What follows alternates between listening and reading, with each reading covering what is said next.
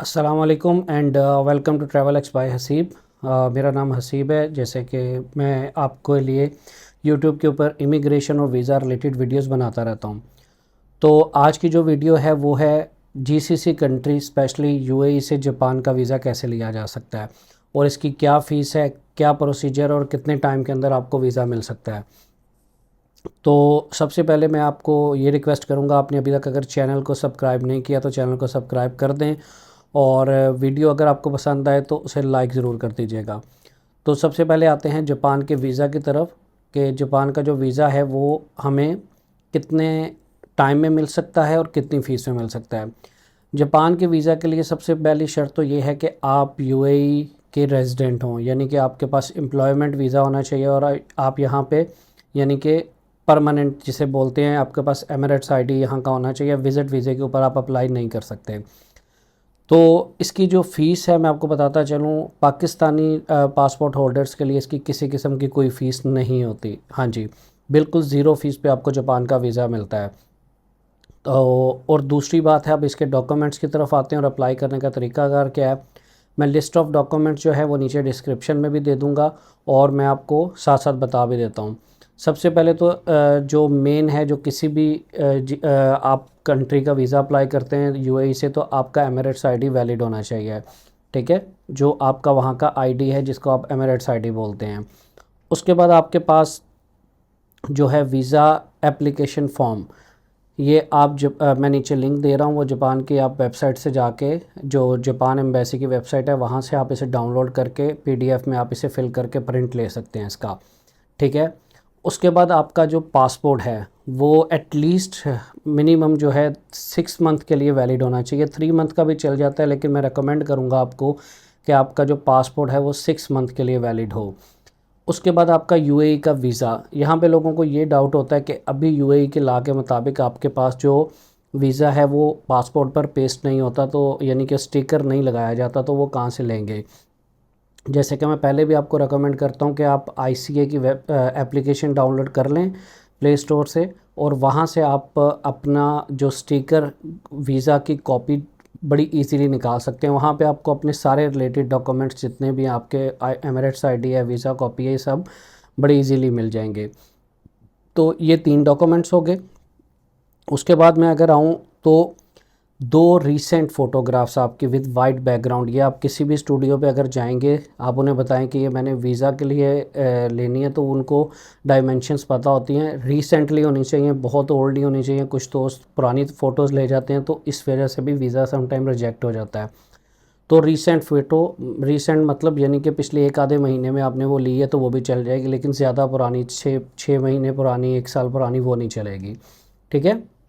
उसके बाद अगर मैं बात करूँ आपके पास इसके लिए बैंक स्टेटमेंट बहुत ज़रूरी आइटम है, बहुत ज़रूरी ये आपके पास होनी चाहिए जो वीज़ा अप्लाई करने के लिए, बैंक स्टेटमेंट आपकी। अच्छा, लोग पूछते हैं कि बैंक स्टेटमेंट का बैलेंस कितना होना चाहिए, तो जापान के लिए अगर मैं रेकमेंड करूँ तो 15 से 20 हज़ार दिरहम तक भी चल सकता है, लेकिन इसमें मेनली ये चीज़ वो लोग देखेंगे कि आपकी सैलरी वो आपके बैंक में क्रेडिट हो रही है या नहीं। अगर आपकी सैलरी बैंक में क्रेडिट नहीं हो रही तो ये आपके लिए प्रॉब्लम आ सकती है। किसी भी कंट्री का आप वीज़ा अप्लाई करेंगे अगर यूएई से, और आपकी जो सैलरी है वो बैंक में नहीं आ रही, ठीक है, तो आपके लिए मसला आ सकता है। सेम ऐसी जापान के लिए आपकी बैंक स्टेटमेंट प्रॉपर होनी चाहिए। उसके अंदर आपके पास इनवर्ड जो है आपकी सैलरी आ रही है, कोई ऐसा नहीं है कि आपने एकदम से 10,000 या 15,000 दिरहम, 20,000 दिरहम उसके अंदर डाल दिया और आप वीज़ा अप्लाई करने सुबह चले गए। आपकी जो पिछले, अच्छा ये ड्यूरेशन जो है पिछले 3 महीने की मिनिमम चाहिए आपको, तो उस 3 महीने के अंदर आपकी सैलरी क्रेडिट हो आउटवर्ड, यानी कि आपने उसमें से कुछ पैसे एटीएम भी किए हों, आप डेली रोज़मर्रा की सुपरमार्केट वगैरह में आप अपने कार्ड को यूज़ करें, तो वो भी अंदर कुछ ट्रांजैक्शन होनी चाहिए ताकि पता चले कि ये बंदा जो है इसकी जो सैलरी है वो ही सोर्स ऑफ इनकम है, उसी को ये यूज़ कर रहा है और उसमें से अपनी रोज़मर्रा की ज़िंदगी के अखराजात भी पूरे कर रहा है। ठीक है। उसके बाद अगर हम लोग आएँ तो फ़्लाइट टिकट, बहुत से लोगों को ये होता है कि क्या इसमें डमी टिकट चल सकता है, लेकिन मैं रेकमेंड करूँगा जापान के लिए आप कंफर्म टिकट ले लें। अब लोगों को ये होता है कि अगर वीज़ा ना लगा तो टिकट ज़ाया जाएगा, तो आप रिफ़ंडेबल वाला टिकट ले लें, एमिरेट्स से ले लें जो कि आपको पूरी रकम आपकी वापस कर देते हैं, यानी कि जितने अमाउंट का आपका टिकट है वो आपको वापस हो जाता है। या किसी भी एयरलाइन का ऐसा ले लें जो आपको रिफ़ंडेबल है, आप किसी भी ट्रैवल एजेंट से बात करेंगे या नॉमिनल से चार्जेस में वो बाद में कैंसिल हो जाए तो वो आप कंफर्म टिकट की कॉपी लगा दें साथ, ठीक है। उसके बाद अगर मैं आऊँ तो आपकी एक होटल बुकिंग कंफर्मेशन, ठीक है, ये तो कोई बड़ा इशू है ही नहीं आजकल के टाइम में। आप booking.com से ले लें या किसी भी ऐसी वेबसाइट से ले लें जहाँ से आपको होटल की कंफर्मेशन मिल जाए, और उसको आप फ्री कैंसिल वाला ले लें। आप थोड़ा जहाँ जब आप ना विज़िट करने जा रहे हैं उससे कुछ दिन आप एटलीस्ट वीज़ा 15-20 दिन पहले ही अप्लाई करेंगे तो आपको वो फ्री कैंसिलेशन वाली ऑप्शन बड़ी ईजिली होटल की मिल जाएगी, ठीक है। तो वो आप वो लगा सकते हैं booking.com पे, उसका कोई मसला नहीं है। और इसके बाद अगर मैं बात करूं आपके पास जो डॉक्यूमेंट्स होने चाहिए, सबसे ज़रूरी, ये जापान के लिए बात कर रहा हूं, बाकी कंट्रीज़ के वीज़ा के लिए भी चाहिए लेकिन जापान के लिए आपका ट्रैवल प्लान बहुत ही इम्पोर्टेंट है। ये मैं आपको इसलिए कह रहा हूं कि आपने जितने दिन के लिए जापान जाना है, यानी कि आप 5 दिन के लिए जा रहे हैं या आप 10 दिन के लिए जा रहे हैं, उसका डिटेल टू डिटेल आपको अंदर बताना पड़ेगा कि आज मैं यहाँ पे जाऊँगा, आज मैं इस जगह पे जाऊँगा, कल मैं इस जगह पे जाऊँगा। वो आपको प्लेसेस ज़बानी याद भी होनी चाहिए। उसकी रीज़न ये है, जब आप अपने डॉक्यूमेंट्स लेके एम्बेसी जाएंगे तो 90%, हाँ जी 90% चांस है कि आपका इंटरव्यू हो सकता है 2 से 5 मिनट का। उस इंटरव्यू के अंदर सबसे ज़रूरी जो जापान की एम्बेसी पूछती है वो ये पूछती है कि आप जापान जा रहे हैं तो क्या करने जा रहे हैं, आपको वो वैलिड रीज़न देना होगा। उसके बाद अगर आप वैलिड रीज़न दे देते हैं उसके बाद ये पूछेंगे कि आप वहाँ पे जाके जो 8 से 10 दिन आपने रहना है, कहाँ कहाँ किन किन प्लेसेस पे जाना है, ठीक है। तो ये आपको ज़ुबानी याद होनी चाहिए और आपका ट्रैवल प्लान अकॉर्डिंगली तैयार हो कि मुझे हर दिन आपका जो पेपर पे आपका प्लान है वही आपका प्लान आपको ज़ुबानी याद हो। ये बहुत ज़रूरी है क्योंकि मैं 1-2 लोगों को जानता हूँ जिनके वीज़े इस वजह से रिजेक्ट हुए हैं, तो मैं नहीं चाहता कि आपका वीज़ा रिजेक्ट हो। तो अपना ट्रैवल प्लान जापान के लिए बहुत जो है अच्छे से तैयार करें उसको। हर दिन हर जगह का नाम लिखें, और यानी कि जिस दिन से आप यूएई से या दुबई से, मतलब दुबई मोस्टली लोग कहते हैं दुबई से आप जा रहे हैं, उस दिन से लेकर जब एंड वापस आपने दुबई तक आना है, वो सारे दिन का आपका एक प्रोग्राम होना चाहिए। वो आप एक्सेल में बना लें, वर्ड में बना लें, किसी में बना लें, और वो आपको एम्बेसी में साथ लगाना है, और वो सबसे इम्पोर्टेंट है, और उस पर आपका इंटरव्यू भी होगा, ठीक है। उसके बाद अगर मैं बात करूं तो एक, अगर आपके पास यानी कि सीवा दीवा या अबू धाबी में आप रहते हैं, कहीं पे भी रहते हैं, आपका यूटिलिटी बिल की कॉपी, यानी कि आपका बिजली गैस और पानी का बिल जो होता है उसकी कॉपी अगर वो आपके नाम पे है तो वो लगाएं, या घर का एग्रीमेंट आपका आपके नाम पर है तो उसकी कॉपी लगाएं, ठीक है। ये भी एक ज़रूरी है और इसको आप लगाएं। अगर नहीं भी है तो आप उसे वहाँ पे इंटरव्यू पे बता दें कि मेरे नाम नहीं है, इट्स ओके, मैं शेयरिंग में रहता हूँ, लेकिन अगर है तो उसे लाजमी लगाएं। उसके बाद एनओसी आपकी कंपनी का, जिस कंपनी में आप काम कर रहे हैं उसका एनओसी यानी कि नो ऑब्जेक्शन लेटर लाजमी लगाना पड़ेगा। उसके ऊपर क्या आपको लिखना है, आपकी डेजिग्नेशन, आपके कब से काम कर रहे हैं, आपकी सैलरी क्या है, अगर कोई ओवर टाइम लेते हैं कैश पे तो वो भी, ठीक है। और याद रखिएगा जो सैलरी आपकी बैंक में ट्रांसफ़र हो रही है, अगर 5,000 दिरहम ट्रांसफ़र हो रही है तो वो लेटर के ऊपर भी 5,000 हो। कुछ दोस्तों की सैलरी 5,000 ट्रांसफ़र होती है और वो लेटर पे शो ऑफ करवाने के लिए 8,000 लिखवा लेते हैं, कंपनी लिख भी देती है, कुछ लोग एचआर वगैरह से लिखवा लेते हैं, लेकिन उनका वीज़ा रिजेक्ट हो जाता है। तो आपने सेम वही बैंक वाली लिखनी है। उसके बाद उस एनओसी के अंदर आप कब से काम कर रहे हैं उस कंपनी में, ठीक है, और कंपनी आपको ये परमिशन दे रही है कि आप जापान विज़िट के लिए जा सकते हैं, ठीक है, ये हो गया।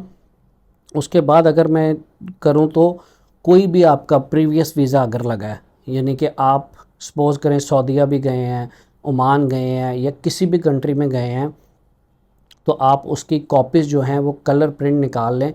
इन सब डॉक्यूमेंट्स की भी कोशिश करें कलर कॉपीज़ निकालें, और हर डॉक्यूमेंट्स की 2 कॉपीज़ अपने पास रखा करें, ठीक है, 2 सेट आपके पास होने चाहिए, कभी कभार को पेपर गुम जाए तो आप लगा सकें। अब ये सारे डॉक्यूमेंट्स जो मैंने आपको लिस्ट आउट कर दिए आपने लेने हैं। उसके बाद आप इन्हें लेकर सीधा जाएंगे जापान की एम्बेसी। अगर आपका वीज़ा अलैन या अबू धाबी का तो आप अबू धाबी एम्बेसी जाएंगे, और अगर आपका वीज़ा शारजा से है, अजमान से है, उम्मुल क्वीन से है, या और 2 स्टेट्स हैं वहाँ की, बाकी मतलब अबू धाबी अलैन के अलावा कोई भी आपकी स्टेट है, ठीक है, तो आपने दुबई कॉन्सुलेट जाना है। इसकी टाइमिंग है सुबह 9 से 5 बजे तक, ऑफिशियली उनका टाइम है जो लिखा हुआ है, लेकिन आप कोशिश करें 9 से 1 बजे तक वीज़ा अप्लाई करने के लिए जाएं। हो सकता है उसके बाद वो आपको ना लें या कुछ इशू आ जाए, तो आपने इस टाइम के दरमियान में जाना है। ठीक है, ये सब डॉक्यूमेंट्स आप वहाँ पे लेके जाएंगे। फ़ीस इसकी ज़ीरो है, पाकिस्तानी पासपोर्ट होल्डर के लिए ज़ीरो फ़ीस है। और अगर मैं इंडियन दोस्तों के लिए बात करूं तो बड़ी नॉमिनल सी फ़ीस, आई थिंक 50 दिरहम या 100 दिरहम के करीब है। तो आपने ये डॉक्यूमेंट्स लेके जाएंगे, वहाँ पे 90% चांस है वो आपसे एक इंटरव्यू लेंगे, छोटा सा 5 मिनट का। अगर वो आपके इंटरव्यू से सेटिस्फाई हो जाते हैं, आपका पासपोर्ट भी रख लेंगे, डॉक्यूमेंट्स भी। और जो ऑफिशियली उनका टाइम है वो 7 डेज़ है कि 7 डेज़ के अंदर वीज़ा लग जाता है। लेकिन कभी कभार वो पहले भी लग जाता है, कभी कभार 1-2 दिन ऊपर भी हो जाते हैं। तो वो ऑफिशियली कहते हैं कि आप 15 दिन पहले, आपके जाने से पहले प्लान से अप्लाई कर दें, ताकि वो 8-10 दिन में अगर लग जाए तो आपको मिल जाए। तो ये सारे डॉक्यूमेंट्स लेके आप चले गए, आपने वीज़ा भी, आपका वीज़ा अप्रूव भी हो गया अगर डॉक्यूमेंट्स उन्होंने रख लिए। लेकिन एक बड़ा इंपॉर्टेंट पॉइंट मैं आपको यहाँ पे बता दूँ, आपने तमाम जितने भी डॉक्यूमेंट्स मैंने बताए इनकी कॉपीज़ लेके जानी है, सिवाय बस अपना ओरिजिनल पासपोर्ट और फ़ोटो जो है। उसकी वजह यह है कि आपका वीज़ा रिजेक्ट होता है या आपका वीज़ा एक्सेप्ट होता है, जापान की एम्बेसी आपको डॉक्यूमेंट्स किसी किस्म का कोई वापस नहीं करेगी। ठीक है, वो जितने भी आपने डॉक्यूमेंट्स दिए हैं वो सारे उनके रिकॉर्ड में चले जाते हैं, चाहे वो आपका वीज़ा अप्रूव करें या आपका वीज़ा रिजेक्ट करें। इसलिए कोई भी ओरिजिनल डॉक्यूमेंट आपने नहीं लगाना, वरना आपको वो डॉक्यूमेंट वापस नहीं मिलेगा। ये प्रोसीजर है जापान का, जो मैंने आपको बता दिया, बहुत ही ईजी है। ठीक है, और ये सारे डॉक्यूमेंट्स इकट्ठे करके आप सीधा एम्बेसी चले जाएं। नीचे मैं एम्बेसी का एड्रेस भी दे रहा हूँ, अबू धाबी एम्बेसी का, और कॉन्सुलेट ऑफ जापान दुबई, उनका भी एड्रेस दे रहा हूँ। नीचे मैं वेबसाइट भी दे रहा हूँ जहाँ से आप फॉर्म डाउनलोड कर सकते हैं। कोई मुश्किल काम नहीं है, किसी को आपको 400-500 दिरहम देने की ज़रूरत नहीं है, आप ये खुद अप्लाई करें। वीज़ा अगर उन्होंने देना है तो आपको डायरेक्टली भी मिल जाना है, किसी एजेंट को कोई गारंटी नहीं है कि उन्होंने वीज़ा देना है। ठीक है, तो ये आज की वीडियो थी जापान वीज़ा के लिए। उम्मीद है आपको पसंद आई होगी। अगर आपको ये वीडियो पसंद आई है तो नीचे लाइक का बटन दबाएं। अगर फिर भी आपका कोई क्वेश्चन है तो नीचे कमेंट कर दें, मैं आपको रिप्लाई कर दूंगा। ठीक है, और बाकी उम्मीद है कि आपने चैनल ऑलरेडी सब्सक्राइब किया होगा। अगर आपने सब्सक्राइब नहीं किया तो मैं आपको यही बोलूँगा कि आप नीचे चैनल सब्सक्राइब कर दें, क्योंकि मैं मज़ीद हर कंट्री का वीज़ा अप्लाई करने का तरीका अगर आपके साथ शेयर करता रहूँगा, चाहे वो पाकिस्तान से हो, जीसीसी कंट्री से हो। ठीक है, और स्पेशली यूएस के रिलेटेड जो मैं सॉरी जो यूएस के रिलेटेड है वो वीडियो तो आपके लिए बनाता रहूँगा। अपना बहुत सा ख्याल रखिएगा। टेक केयर, अल्लाह हाफिज़।